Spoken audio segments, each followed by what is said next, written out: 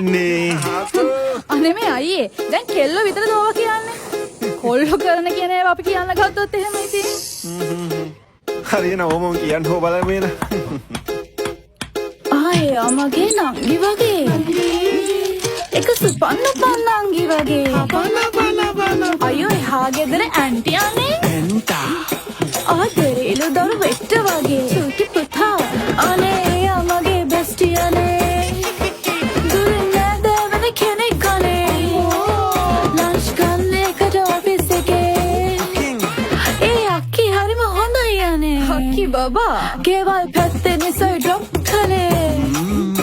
චිම්බඩිස් නිසා සපෝට් කළේ. එයා දුකෙන් නිසා දුක ආවේ. ඕනේ. වැදිලා හිටපු නිසා ට්‍රැක් පැන්නේ. අනේ වැරදිලා වගේ ෆලෝ කරේ. බබා නිකමට වගේ